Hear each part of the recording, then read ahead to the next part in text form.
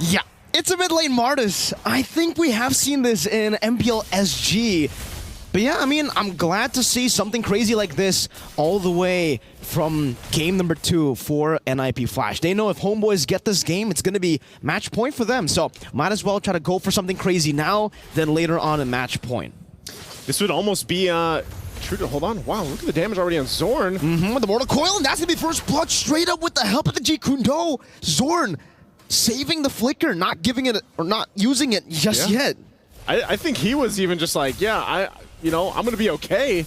But instead he goes down, and also real quick looking at the emblems here. Again, just Warcry emblem here for Chibi, of course, after the previous performance. But yeah, my eyes are also going to be on this Martis, on how this is going to work in the mid lane, because this does change some of the rotations or some of the timings even for this lineup from Nipflash. And I would really say this draft, man, is very fitting to the name. Like, they're ninjas in pajamas, man. They're certainly ninjas in pajamas. They're something you don't expect, right? I mean, with the draft as well. I feel like the idea is, if Homebois wants to brawl, sure, let's brawl with them. Because that's what the Martis is meant to do in these brawls. Vanix, though, taking a wrong step forward, now punished instantly by the Chain CC and the Lycan Pounce. JPL, no way to actually go in towards Zorn or Net, so he'll have to just concede that one kill back to Homebois. That's a good pickup, though, too. You know, Net's getting that early kill already in the gold lane. Is going to help out with the matchup against the Hereth. Of course, you know, lane-wise, it can be either or, but Turtle's up now. Objective for the taking here, and that's just going to be Nipflash securing it very easily. So again, trading here, top lane. Get the flicker out from Diablo, so no dice there on the top. Just a flicker. Diablo knows better than to take on Sapad, especially with the help of Udil there. Chain CC, very, very easy to do with Homebois' composition. But we do have a game fact here. From MSC 2017 until now, chose the most picked hero. With this pick as the 158th, recording over a 56% win rate from the start of MSC. That's, I don't know, we got to give him like a MSC skin or something. An MSC skin? he needs one. At this point, he's Mr. MSC. You know, and with the recent change to the show, I feel like that's really what put him in a position where when we made that transition to like old meta to where we are now, he fits so well in it because, you know, we've seen this so many times where it's all about the fighting, it's all about these skirmishes early on. Just like this mid. Shadow kill into the mid lane, or just the quad shadow. No shadow kill, he didn't use it. Curteasy, great mortar coil to actually escape from it, utilizing the CC in his kit and then flickering out. Good defense. But, you know, again, Chibi can actually just visit the lane again and possibly get the next kill. Also, really, when Chibi does get the Sky Piercer, I'm not sure if he's going to follow the exact same build as previous.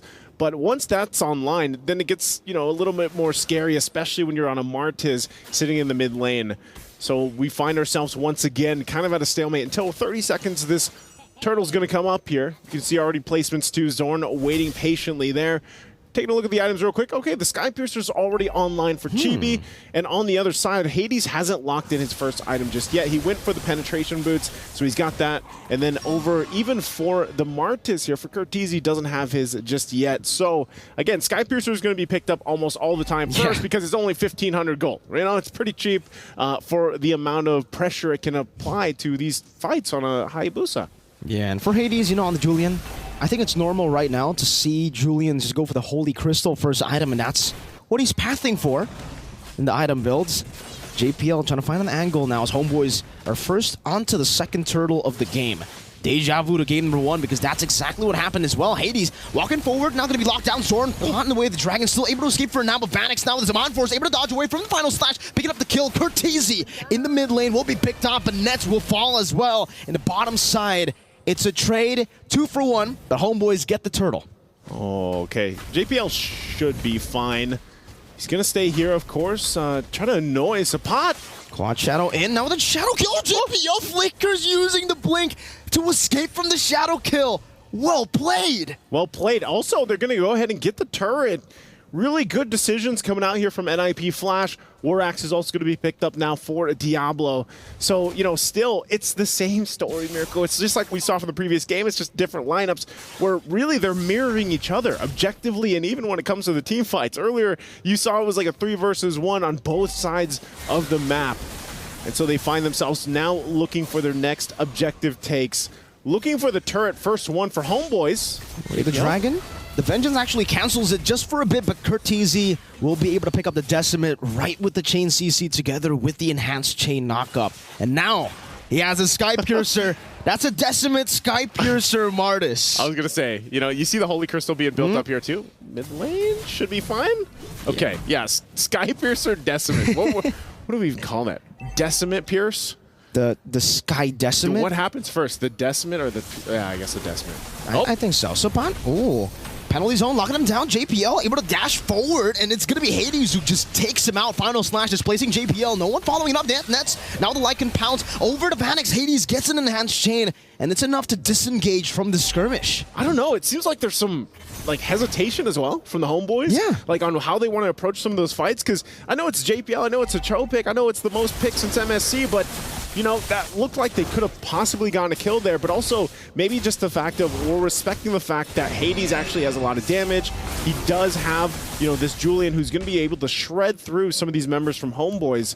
And again, it's a little bit tricky on trying to even capitalize a kill on Martis. JPL again. Wait, the Dragon straight into the penetration, but no Decimate just yet. Sapat able to flicker full out of that skirmish. Now Zorn gonna be caught by the damage coming from Zaman Force. The Shadow Kill comes in to deal some damage. Curteezy using a Mortal Coil. Chibi dancing left and right, but will finally be caught by Curteezy on the Martis, who gets a double. Gets a double. That's a Decimate Pierce. The Sky Piercer Decimate combination is too much for Homeboys to handle. Skibbity Martis. Skibbity Martis, mid lane. Knock up, forcing to purify. I'm offended from the apple, but the final slash catches them. Zorn unable to capitalize on that final slash, and it's actually him who gets picked off. Oh man, again, Homeboys, like you're wondering, was just this too much of a feint? As we look at the STC replay here, great initiation again, even under the turret.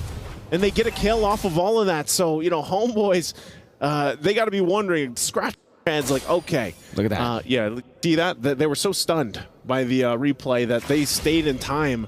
But for Homeboys, man, again, it's kind of like, where do we turn things around?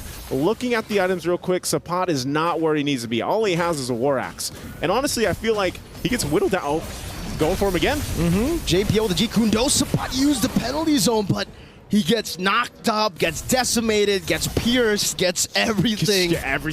Everything. He gets thrown in a Zaman Force. You know, that's what I was going to go when I was looking at Sapat. Even the previous fight before he just got blown up now was, man, you know, I feel like it's just confusion. Like he's swinging that big mace in a Zaman Force and everything is so difficult to lock down, even with the penalty zone, because of the way that even this Martis fits the bill here for this Nipflash lineup. And so they find themselves, the shields are being popped, of course, from Homeboys already this early on. Lord is still 30 seconds away, so this is a big advantage for Nipflash. Massive. The fact that they got a holy defense already in the bottom lane with the base turret there without the Lord is impressive. How they've been able to utilize this early game composition has been great, but one thing stays true, which is how are they going to deal with the mid-game threat? Because technically for Homeboys, they still have that to play with, right? Around the neutral objectives as well. They have a very, very good combo. That is bad timing for saying good combo because the final slash literally just missed. But for Nipflash, this should just be a free Lord. They were all in the bottom lane, so Nipflash capitalized on it. They weren't even able to go for any trade. They tried to get a kill on JPL. I think even if they did get that, it wouldn't really have been worth it. JPL would have still accomplished his mission. You know, it's pretty much just to be a nuisance to Homeboys right now. Oh! I'm offended, but it's on Sapat. 3-man final slash. Now into the penalty zone. Locking him down. Eternal Guard down on the back line. Chibi goes in for the Shadow Kill. Dealing some damage. Sapat able to dash or get out now. As Curteezy gets over the Mortal Coil away the Dragon. JPL finding the flicker play as Hades locks him down. And Vanix executes him. Nipflash now looking to utilize the Lord. This is, again, so impressive what they've been able to accomplish with this lineup. And man, I don't know, my personal MVP already is going to be JPL here because he has been a nuisance to Homeboys. And now Lord making its way on the bottom side. They're going to try to defend. JPL going to go in again. Good Terrify, but he wants to bait out some of these resources. 2-man G Kundo. He's bought enough time, but Diablo is going to be caught with the final slash. Able to find a Donor Wolf King, but will not be able to escape. Sapat penalty zone, locking Vanix down, but he does still have the Zaman Force, and the Decimate gets rid of him. Curteezy looking for one more. Chivio going to be caught by the Decimate, but the Piercer doesn't execute him. He's still able to get out with the quad shadow, but they have cracked the base open. That's one base turret in the bottom lane taken down. Okay, Homebois gonna be okay. STC replay here. You're looking at JPL goes in, trying to just actually force this. He's supposed to die in the exchange there. And they probably could have got a couple kills, but instead they have to go on the defensive. Good try there from Homebois to even cap out on some kills. But ultimately, it's Chibi that survive. And with that, again, they bought themselves some more time.